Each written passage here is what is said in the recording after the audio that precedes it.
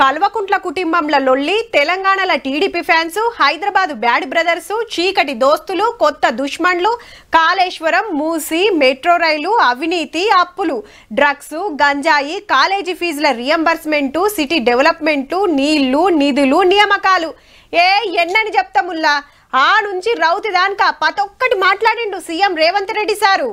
జూబ్లీహిల్స్ ఓటర్లను ఏం కోరిండో, ఎవరిని ఏమన్నాడో మొత్తం చూడుర్రిగా. 10 ఏళ్లలో తెలంగాణను తెరలు చేసిండ్రు, 8 లక్షల కోట్ల అప్పులు చేసిండ్రు, కమిషన్ల కోసం ప్రాజెక్టులు, బంగ్లాలు కట్టిండ్రు, గరీబోళ్లకు ఇండ్లు కట్టాలి, రేషన్ కార్డులు ఇయ్యలేదని పాత గవర్నమెంట్ మీద గర్వమైండు సీఎం సారు. ఇప్పుడు హైదరాబాద్ కొత్త మెట్రో రాణిస్తలేరు, మూసిని మంచిగా చేయనిస్తలేరు, సెంట్రల్ వాళ్ళు పర్మిషన్లు ఇస్తలేరు అని గిట్ల ఎడ్డిచ్చిండు 2 పార్టీల లీడర్లను.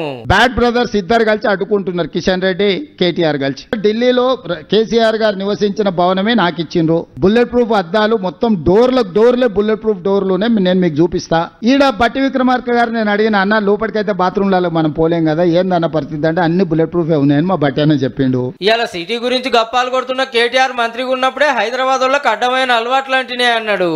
ఏందయ్యా కేటీఆర్ ఈ నగరానికి తీసుకొచ్చింది ఒక గొప్ప వరం అంటే గంజాయి డ్రగ్స్ ను తొక్కి నారదీస్తాము. హైడ్రాన్ తెచ్చి చెరువులు, పార్కులు కాపాడుతుంటే కబ్జాలు చేసిన కళ్ళు మండుతున్నాయి. 60,000 కోట్ల రూపాయల ఆస్తులను వాపస్ తెచ్చినవానికి వచ్చిండు గీ ముచ్చట చెప్పి.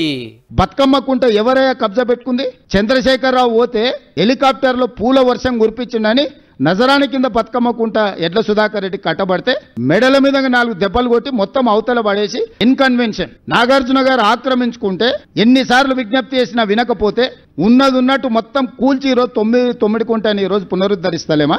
అయితే జూబ్లీహిల్స్ లో ఎన్టీఆర్ ఫ్యాన్స్, టీడీపీ అభిమానులు బగ్గుంటారు. ఆ ఓట్లన్నీ మాకే అని గులాబీ పార్టీ వాళ్ళు అంటారు కదా. ఎన్టీఆర్ ఘాట్ ని తీసేసేందుకు ఎన్టీఆర్ అభిమానులు ఓటేస్తారా?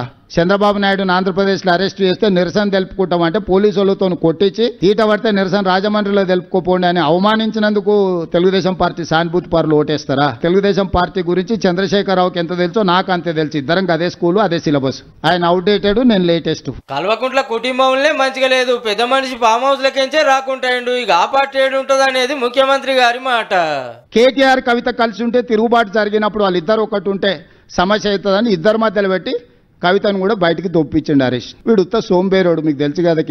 కేసీఆర్ గారు ఆరోగ్యం బాగాలేదు, వీనికి తలకాయ బాగాలేదు, ఆలోచనలు బాగాలేవు. కోతుల పంచాయతీ పిల్లి తీర్చింది అన్నట్టు ఈ 2 కోతులు కొట్లాడుకుంటే ఆశ పంపకాల మొత్తం రొట్టె అటు కొంచెం ఇటు కొంచెం మొత్తం తినడానికి హరీష్ మొత్తం సిద్ధం చేసుకొని పెట్టుకున్నాడు. వీళ్ళ తెలంగాణ రాష్ట్రాన్ని కాపాడేది, వీళ్ళ ఈ నగరానికి భద్రత కల్పించేది. కాంగ్రెస్ టికెట్ మీద నిలబడ్డ నవీన్ యాదవ్ అన్న గురించి బీఆర్ఎస్ వాళ్ళు ఎచ్చిపచ్చి మాట్లాడుతున్నారని గుస్సాయిండు సారు. దీపావళి పండుగ రోజు గంజాయి కొట్టేటోడు రౌడీ అవుతాడా? గల్లీల పేదోళ్ళకి అండగా నిలబట్టోడు రౌడీ అవుతాడా? 10 ఏళ్ల సినిమా హీరోల గెస్ట్ హౌస్లలో నువ్వు ఎట్లా గడిపినో లోకానికి అంతే తెలుసు. గెలిపిస్తే ఎంత డెవలప్ చేసేది చెప్పి జూబ్లీహిల్స్ ఓటర్లను గీ కోరిక కోరిండు. బీఆర్ఎస్ ను ఓడించండి, బీజేపీ డిపాజిట్ ను గల్లంతు చేయండి. ఇది ఒక్కటే నా విజ్ఞప్తి. ఈ రెండే వాళ్ళిద్దరికి శిక్ష. 10 ఏళ్లు సర్వనాశనం చేసినందుకు. ఇక రోజుకోటి వస్తున్న సర్వేల గురించి అడిగితే మనం బ్యాండ్ మేళం మనం డబ్బులు ఇచ్చి పిలుచుకుంటే వాడు మనం పాడవన్న పాట పాడతాడు, వేరే పాడతాడా?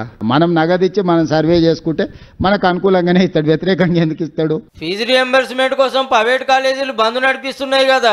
అయితే ఉన్నవే 3,600 కోట్ల బకాయిలు అంటే 6,000 ఇయ్యండి, 5,000 ఇయ్యండి అని ఉపన్యాసాలు ఇస్తుండు. ఉపన్యాసాలు ఇచ్చటాయన చూసిన 12 కాలేజీలు పర్మిషన్ ఇవ్వమని వచ్చి పైరేకి వచ్చిండు. ఇయ్యలే. ఇంకొక 2 ఆఫ్ క్యాంపస్, ఆయనది ఉండేది మహబూబ్నగర్ లో, ఆఫ్ క్యాంపస్ హైదరాబాద్ లో, నాకు క్యాంపస్ ఇవ్వమని వచ్చిండు. ఇయ్యలే. ఇవన్నీ రూల్ కు వ్యతిరేకం. అవి ఇయ్యలేదు కాబట్టి తీట పెట్టుకొని ఇట్లాంటి వేషాలు వేస్తున్నారు. మీ డబ్బుల కోసం పిల్లల జీవితాలతోని చెలగాటం ఆడకండి. ఈ రోజు మీరు బంద్ పెడితే అకాడమిక్ ఇయర్ లాస్ అయిపోతే ఆ పిల్లలకు చదువు తిరిగి రాదు.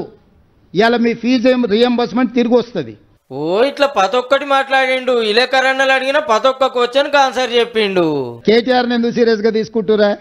కేటీఆర్ అనేటోడు అడ్డ మీద ఉంటారు చూడు, ఏది పడితే అది మాట్లాడేటోళ్ళు. హరీష్ పెట్రోల్ పోతున్నాడు, వీని పిచ్చోని చేసేస్తే అయిపోతుంది. ఇక కవితను ఎలగొట్టినాం, వీని పిచ్చోని చేసి ఊరి మీద తిప్పితే వీడే బట్టలు చించుకొని తిరుగుతాడు.